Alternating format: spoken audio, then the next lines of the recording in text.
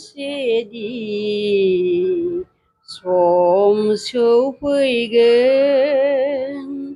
आं होमब्ला गोमोरलांफिनगोन सानसेदि सम सौफैगोन आं होमब्ला गोमोरलांफिनगोन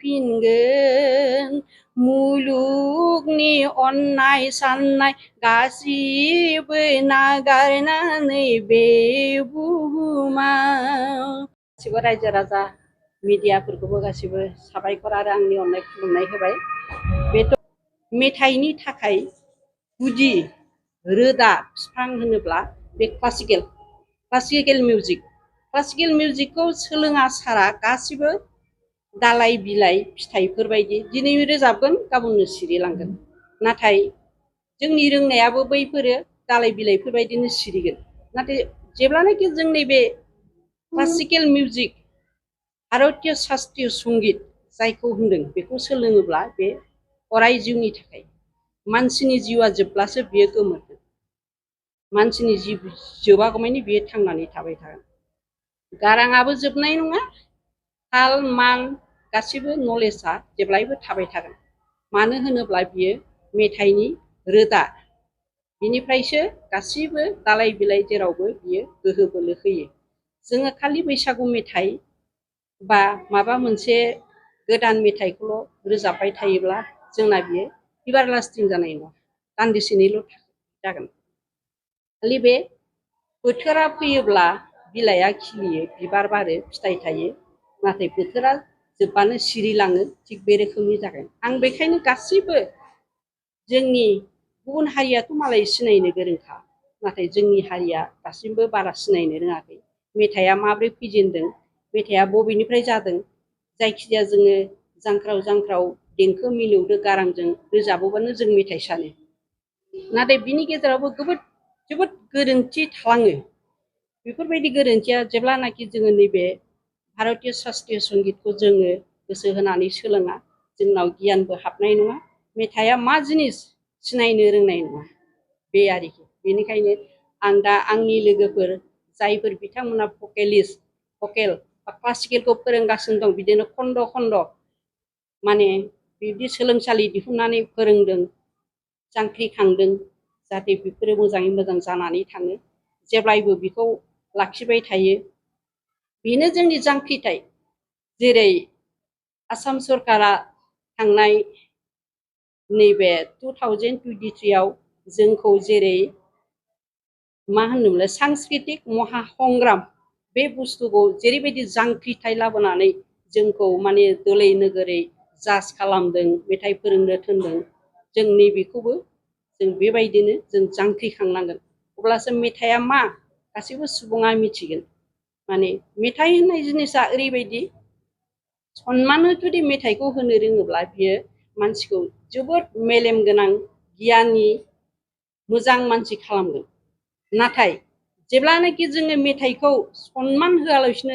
जानला मोनला बे थिग लामाजों आलासिनो जों सोलोंलाबायोबा रोजाबलाबायोबा खिन्थु हयथ'बा बिथांखौ मालाबा हाखराव नाख्लायगोन बेनिखायनो बेनो आंनि खावलायनाय जाहाथे सोलोंनोब्ला गासैबो गथ'फ्रा मोजाङै सोलों नैबे जोंनि भारतीय शास्त्रीय संगीत होननाय बुस्थुखौ नायगिरथों ओमफ्राय गोसो गोथारै गोगोम गाहाय जाहाथे रोदाखौ गुदिखौ संनानै सोलोङो बेखौनो आं खावलायबाय औ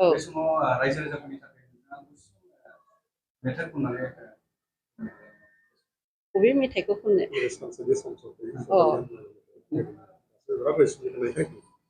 माने गोदोनि बायदिथ' एथ' रावफ्रा सुथेला आङो खनदोंमोन 19 बोसोर बैसोआव आं दा 60+ बे आरोखि अब्लाबो जि दं आं रोजाबनोसै हो सानसेदि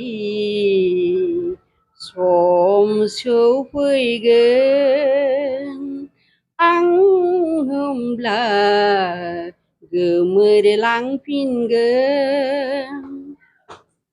सानसेदि सम सौफैगोन आं होमब्ला गोमोरलांफिनगोन मुलुगनि अननाय साननाय गासिबो नागारनानै बे बुहुमाव सानसेदि सम सफैगोन आं होमब्ला गोमोरलांफिनगोन। नोंथांनि जे जोनोम जायगा बेखौ गोबां रायजो आंनि जोनोम जायगाया जाहैदों हातिबटा नैबे बिरांगाव एरिया बिरांगाव भिसिडिसि गोलैयो आरो बर्तमान गोदोबो बिरांगाव गाव पन्सायतमोन आं जोनोम मोनदों 1963 25 डिसेम्बर आं बहायनो जोनोम मोनदों बेनिनोखा आरो बिनिफ्रायनो बिरांगाव ओनसोलनि रायजो राजाफोरनि अननाय बिथांमोननि जायगा होनाय बा बेफोरबायदि अननायजोंनो आं बेसेखिनि आं दावगाबोनो हादों आरो आंबो जुजिदों सोलोंनो शास्त्रीय संगीतखौ जुदिও आं बिराद मोजाङै गोसो होदोंमोनब्लाबो गोदोनि समाव हान्थामेलानि थाखाय बिराद खस्थ'मोन बेवहाय आं एसे खालि रेडिअ आर्टिस्ट जानो हानायसिमल' सोलोंनानै थाथ'नाय जादों आरो आं दा आं 4-0 नं हातिबटा गुदि फरायसालिनि गाहाय फोरोंगिरिमोन आं दाख्लै थांनाय 31 डिसेम्बराव आं माने आजिरा मोनबाय ओमफ्राय आं दा आंनावथ' मिउजिक स्कुल दंखायोमोन आं नैबे लकडाउननिफ्राय दोनथ'नाय जादोंमोन आं हाबो दंखायो 2 बिगा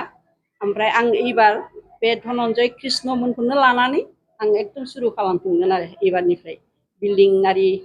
गासिबखौबो आं दा नाजानोसै आंखौ गिदिर गोलावफ्रा बेसेबां अनो एखे आं बेखौ जोंनो जिउखौ जोबलांनो लुबैयो आरोखि आं फोरोंलांनो लुबैयो मिथिहोनो लुबैयो बायदि बायदि बिथिङावहाय सोलिफु सरकारफोरनि माबायाव बेलायाव नोंथाङा खावलायनो सानो नामा? खावलायनो सानो आङो जाहाथे नायो एसे सोरखारनि हेफाजाब नङाब्ला जों हाजोबा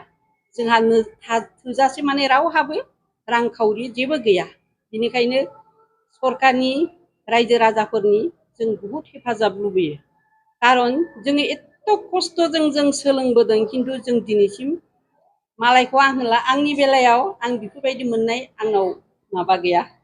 रेकर्ड गैया आरोखि जों फ्रि माने जाथिनि होननानै जोङो सेक्रिफाइस खालामबोदों मानो होनोब्ला माने गोदोनि दिनाव जोंनि फरायसालिफ्राव ना सियार गंसे बेरेंसि गंसे बेफोरबायदिबो गैयै फरायसालि दंमोन बर' मिडियाम बानायजेनदोंमोन ना बे समाव मामोन जोंथ' एथ' गोरोंबो नङामोन जों मेथाइ खननो गोसो दंमोन नाथाय जोंजों हेफाजाब होनो हारमोनियाम गैया दायना तबला गैया सोरबा सासे दामनो गोरों गैया अब्लाबो जोंखौ रायजो राजाफ्रा जोंखौनो रायजो राजा बै बिथांमोननो दिन्थिनानै थाइसे थाइनै रां खामायनानै माने फरायसालिफोर फसंनायाव हेफाजाब माबा सहाय लादोंमोन आरो बिसोरो जोंबो गोसो गोथारैनो बिथांमोना लिंहरोबानो जों थाङोमोन बिथांमोना जि थाइसे थाइनै मोनो टिकेट दाननानै जोंखौ नायहोयोमोन आरो बे एकदम सैथो खोथा बुहुद बेफोरबायदि खस्थ' जों दंमोन बर'फ्रा जों बेफोरखौ सेक्रिफाइसखौ जों खालामबोनो मोनबाय दा गतिके बे समावबो जोंहा थोजासे माने अहल बहल रांखौ जों मोना अब्लाबो जि हायो जोङो एसे एनै रायजो राजानाव बिगोन सोरखारनावबो बिगोन अब्लाबो जों जोंनि मावनांगौ थांखिखौ जों नागारनाय नङा नोंथांनि रेडिअ आर्टिस्ट जानायनि जारिमिनखौ ससे फोरमायनो हागोन माबोरै जानो हागोन रेडिअ आर्टिस्टखौ माने ओरैबायदि जादों जोंना नैबे बिरांगाव एमइ स्कुल ओमफ्राय गुवाहाटी फेकाल्टी हाई स्कुल मोनसे माने बे फेकाल्टी हाई स्कुलनि बिगुमाया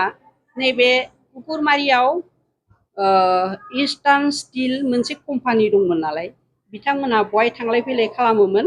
ओमफ्राय बै फरायसालि ओमफ्राय नैबे जोंनि बिरांगाव फरायसालिया मोनसे सामार केम्प बानायदोंमोन हो बे सामार केम्प बानायनायाव जोंथ' लकेलनि आर्टिस्ट जाबाय नालाय मनरन्जन ब्रह्म आरो आं जों बहाय मेथाइ रोजाबबाय ओमफ्राय दाना बिथांमोना डिसिसन लाबाय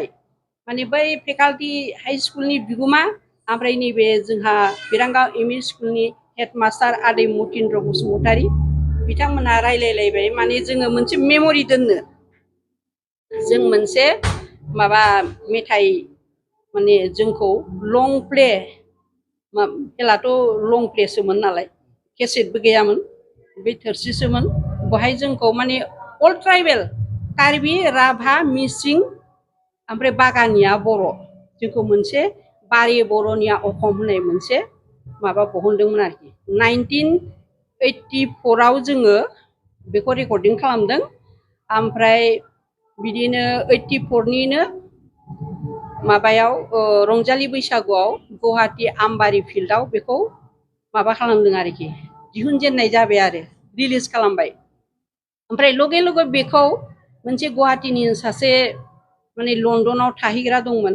बिथाङा लानानै थांदों बे समनिफ्रायनो हर गेजेराव खोनानो मोनदों माने लण्डननिफ्राय जोंनि बेफोर मेथाइखौ फोसावबाय थायोमोन आरो बेबायदि आरो ओमफ्राय बिनि उनावनो रेडिअ' जिहेतु गुवाहाटीयावबो सहैखाबाय नालाय मोनसे माने रेडिअ' सेन्टारनिफ्राय फर्म लानानै थांफानोसै होननानै फर्म लानानै एप्लाइ खालामबाय ओमफ्राय आङो 1985 नि आगस्टआव रेडिअ' सेन्टाराव माने इन्टारभिउ होबाय आरोखि अडिसन ओमफ्राय बे अडिसनखौ आंखौ सोर लादोंमोन माने गुवाहाटी मिउजिक कलेजनिनो बिथां प्रदीप कुमार ब्रह्मआ लादोंमोन आरो ओमफ्राय आङो नै दा आगोलाव जि मेथाइ खनदोंमोन आं बेखौनो खनदोंमोन बिथाङा जोबोद मोजां मोनदों ओमफ्राय नों बे समावनो सेलेक्टेड जादोंमोन ओमफ्राय कन्टिनिउ रोजाबबाय थानाय जादोंमोन नाथाय रोजाबोब्लाबो दुखु नांथावदि जों रेडिअ' सेन्टाराव थाङोब्ला खुनु दामग्राफोरजों जों सिगां एसेबो प्रेक्टिसबो खालामनो मोना डाइरेक्ट जों थांबाथाय स्टुडिअ'आव जोंखौ सोबाय दामग्राफ्रा दामबाय जों खनबाय बेखायनो जोंनि मेथाइफ्रा खोनासंथाव जायामोन खालि दा नैबे जायखौनाखि लं प्ले डिस्क बानायदों बेखौल' खोनासङोमोन आरो बेखायनो रेडिअ'नि आंनि जिखिनि खननाय मोनसेबो मेथाइखौ रावबो गोसोआव लाया आरो गैयाबो खिन्थु आं बहुद रोजाबदों बेबायदि आरो दिनैसिम दोंबेसे मेथाइ खनबोदों मेथाइआथ' माने आं बेबायदि रेडिअ'आवथ' फ्राय दङ 100थासोनि बारा दङ ओमफ्राय उनावथ' थांनायबो जायाखिसै ओमफ्राय केसेटबो सेरखम आं दिहुननायनि स्कप मोनाखिसै मानो होनोब्ला आंहा न'खराव रावबो गैया बोरायाबो माने ओरैबायदि डिउटि बिसोर माने गावनि जिउखौ बन्दक दोननाय बायदिसोमोन ओमफ्राय आंनि होननाय आंगो होननाय रावबो गैया गथ' गथाय नायनो आंहाबो ओरै स्कुल दङ गथ'फोर फरायनाय दं बहायनो आं बेबायदि द्रप थानांनाय जादों अब्लाबो गोसो जुजिनानै आङो 2005आव मिउजिक स्कुलखौ खुलिथारदोंमोन आरो दिनैसिम बेबायदिनो दङ आरो नागारथाराखैबो मोजांबो जाथारलांनो हायाखै बेबायदि रोखोम आरो बेनोसै